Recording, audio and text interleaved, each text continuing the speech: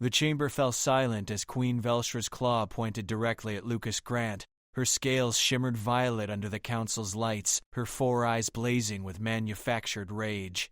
"This human," she hissed, her voice amplified across the enormous hall, "has sabotaged every attempt at peace. He has orchestrated attacks on colony worlds. He has murdered innocents. I demand Earth's immediate expulsion and this criminal's execution." 3,000 delegates from hundreds of worlds watched. Lucas stood alone in the accused circle, hands bound in energy restraints, wearing nothing but his torn uniform. No lawyer, no defense team. The council had made it clear humanity was on trial, and they'd already decided the verdict. Lucas met the Queen's gaze and smiled. "You find this amusing, human?" Velshra's tail lashed. "You stand before the highest authority in the galaxy accused of terrorism and you smile?" "I smile," Lucas said calmly, "because you've made a mistake." The Arbiter, a crystalline being named Orth, raised one faceted limb. "The accused will remain silent until—" "I invoke Protocol 7. Lucas interrupted. "I have evidence that directly contradicts these charges. Galactic law requires you hear it." Velshra's scales darkened. "This is a delay tactic.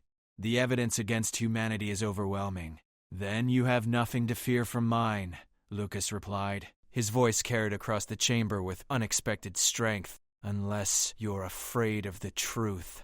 The Arbiter's crystalline body pulsed with light. Protocol 7 was absolute. The human may present his evidence. Lucas's restraints deactivated. He walked to the central projector, moving with the confidence of someone who'd already won. From his uniform pocket, he produced a data chip. "This contains communications intercepted by human intelligence over the past 6 months. I apologize in advance for what you're about to see." The holographic display blazed to life. Drax's military facility appeared, massive and fortified. Then the view shifted to weapons tests. Banned quantum disruptors tearing through atmosphere, turning colony settlements into glass. The timestamp showed 3 weeks before the first attack blamed on humans. "This is fabrication," Velshra snapped. "Human technology creating lies. The metadata is verified by Vothari encryption," Lucas said. "You know they can't be fooled. But there's more." The next recording showed a Drax command center. Queen Velshra herself stood before her generals. "The humans are too influential," her recorded voice said. "Too many species trust them. We'll destroy the frontier colonies, make it look like human aggression. When the Council cries for justice, we'll have Earth in chains and the outer systems under our control." The chamber erupted. Delegates shouted in dozens of languages. The Queen's violet scales flushed white. "Lies. This is your voice pattern matches Council records at 99.7%, the Arbiter stated flatly. "Your genetic signature is confirmed in the command center footage. Explain." Velshra's composure shattered. She gestured sharply and 24 Drax guards moved toward Lucas, weapons raised. "This human has committed acts of war against the Drax Empire. But I will not allow.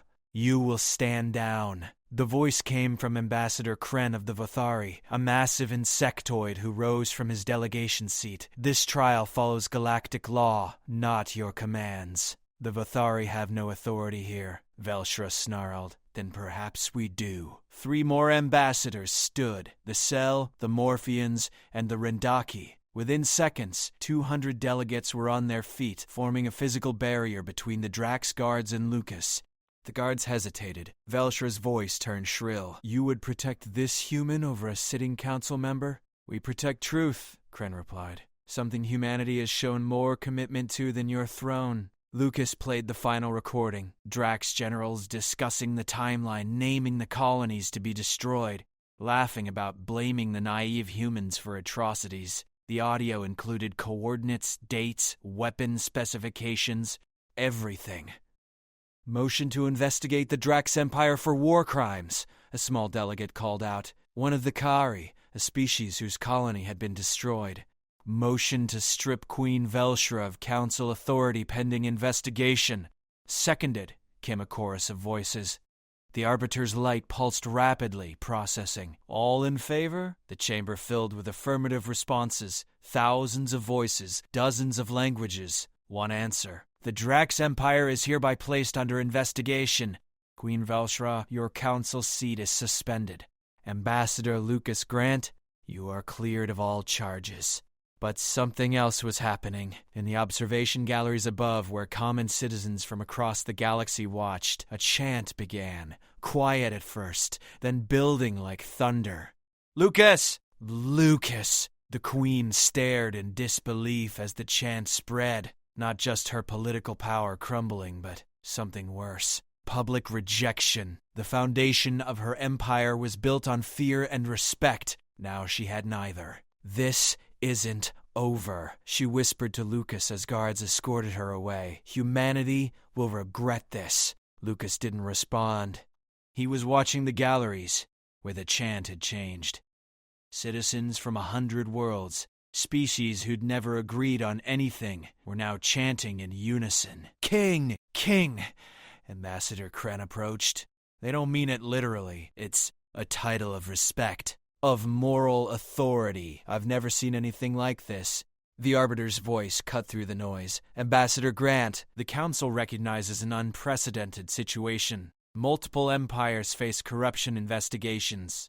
Trust in central authority is compromised. We require someone above politics to lead the inquiry and restore order. The crystalline being paused. Someone the galaxy trusts. We offer you emergency powers to investigate and prosecute corruption across all member states. This authority supersedes national sovereignty until the crisis ends. The chamber fell silent, waiting. Lucas looked at the faces around him. Species who'd been enemies for centuries, now united in hope. He thought of the destroyed colonies, the families murdered to fuel Velshra's ambition. He thought of how many other corrupted leaders might exist, hiding behind power and protocol. I accept, he said quietly. Not for Earth, not for humanity. For every species that's been lied to, betrayed, or sacrificed for someone else's power game. The chant resumed, louder than before. King! King! King! Lucas raised his hand, and somehow, impossibly, thousands fell silent. I'm not your king, he said, his voice carrying through the speakers. I'm just a man who believes truth matters more than power. But if you'll follow me, I promise this. No more lies, no more hidden crimes. We'll drag every corruption into the light, no matter who it burns. The roar that followed shook the chamber walls. Later, as Lucas stood alone in his temporary office overlooking the council plaza, Kren joined him. Below, crowds still celebrated. Humans had arrived at the council as junior members, barely tolerated. Now one held more authority than most governments. They called you king, Kren observed. Do you understand why? Lucas nodded slowly. Because we told the truth when lying was easier. Because we stood alone when everyone else looked away. Because humanity's greatest weapon isn't our technology or our tactics. He turned to face the Vothari ambassador. It's that we still believe integrity matters. Will that be enough? Lucas smiled, the same smile he'd given Queen Velshra in the accused circle. It brought me here. Let's see how far it takes us. Outside, the chant continued. A promise and a challenge echoing across the galaxy. Not the coronation of a ruler, but the recognition of a truth humanity had always known. That courage and honesty, wielded at the right moment, could topple empires and reshape worlds. The real work was just beginning.